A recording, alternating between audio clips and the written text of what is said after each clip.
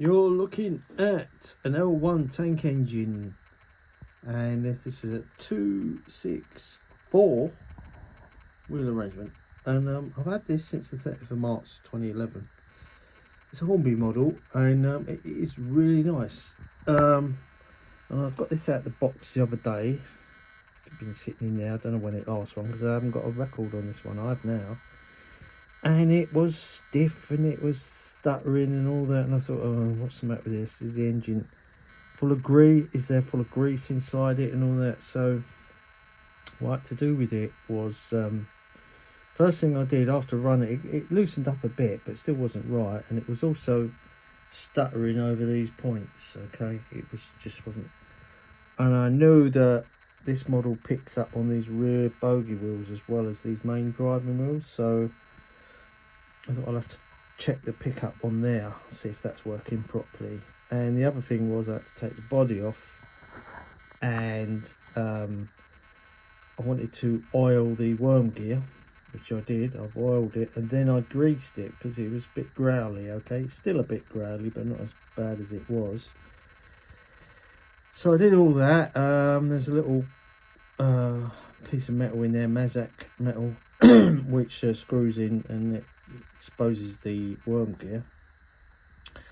And I'll put my the label grease on, and as regards that, I had to carefully bend the pickups on the undersides of that and then test it with a battery to make sure that they were all touching the backs of the wheels properly. I even went into YouTube to see how they should sit right, you know, and I bent them wrong, so I corrected that, and it's a lot better, a lot better. The other thing is that I've cleaned all the wheels, which is rare for me. Something I'm just starting to get into. You have to clean these wheels on these things because not only you clean the track, I've got track rubber for that, but I'm using white spirit at the moment, but I think that's not suitable. I mean, it got a lot of crap off with these, what do you call these things now? Q-tips or whatever they're called. Got them off. Carefully running it with a battery. What else? I've put on the front footsteps there. To zoom in, that's that thing there. But the other one fell off, and I couldn't find it, and then I've just found it. That's got to go back on the other side. You've got to watch the radius if you're going to do this, because see that front wheel, as it swings out, it's going to hit that and restrict your movement. So this model is restricted to these curves, all right? Third radius maybe, it says it on the box what you're allowed to do, but like I said before, when the layout's built, I shall have flexi track, and the curves will be even much shallower in this, and all these models that have had the footsteps added will not be bothered by it, and it won't cause fouling. Okay, the other thing was that I'll just get my screwdriver. See these here, these tiny little, I think they're called spectacle plates. They're plastic. One of them fell off, and I couldn't find it. I looked on the garage floor and looking. As you can see, all four are on there. And I was trying to glue it back on. I found it, but it was the wrong. It was slightly long, so it must have come off another loco. Anyway, I slightly cut it down to size, and you would never know. I couldn't find it. I looked all over the garage floor. I won't show you. It's pretty dirty and horrible on this floor here. And it being as it's clear plastic, I thought I've got next to no chance of finding it. And as it happened, after I tried to glue it, it stuck to my jumper, and it was actually there all the time, and I was surprised it didn't fall off. Anyway, long and short, it's back on there and it will never come off, so that's good news. And we'll see this running in a minute. I won't bore you with that going on because you don't need to see that, so we'll just see this running, and I'll put that back in its box. So yeah, this is the Hornby L1 locomotive, designed by Edward Thompson, I think, and according to another YouTuber called Sam's Trains, this doesn't have flywheels in the motor. It's just it's a 5-pole motor, and it's got its own bearings, but other than that, it's pretty bog standard. But if you see these come up, they're worth doing. It's got a problem with the front pony wheels there. The way they've designed it is in conjunction with the keeper plate, and it's supposed to swivel around in 2 slots, left to right, and it doesn't do that because it's broken away. It's just a silly design. It's hard for me to explain it really, but yeah, silly design, and I've had to adapt it with another screw. All right, just before we set her off, I just want to show you this. You might have spotted this to one side. Poor little BT World tank. What's it doing like that, all apart? I'll tell you why it's like that, because it's part of a project. This can't pull a skin off a rice pudding at the moment. This is plastic body.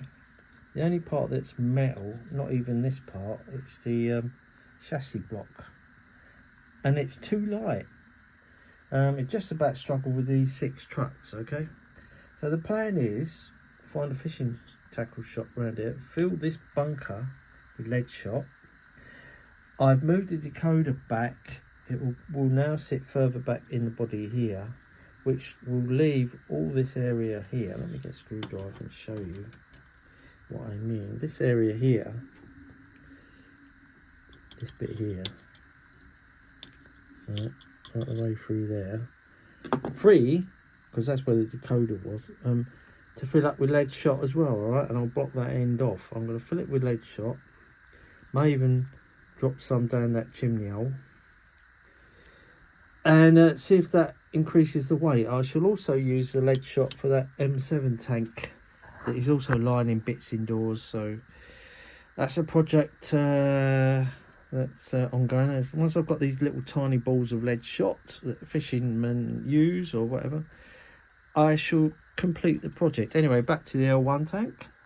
She's about to go. It's got an easy rake of 4 old coaches. It's got a Gauge Master decoder in it, which works nicely with this. Let's see if it runs nicely. A little bit of stutter there, but as you can hear, or see I should say, a little bit of growl on it, but nothing major. And yeah, you can pick these up off second hand off of eBay as well. It's still available. So you've got to watch out for those pickups on the rear bogie, and check those front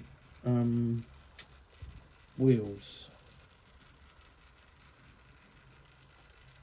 You can hear it growling a little bit. It's funny because when it goes in the opposite direction, you can't hear it. So I've got no idea. I've oiled everywhere I can and greased it, but it's getting on a little bit now. But lovely detail, look at that. Got my crew inside there. I think I took the base of the cab floor off to get them in there. There's no other way. He's looking backwards just to make sure the rear of the train is okay. I don't think I've got driver in that pose like that. So yeah,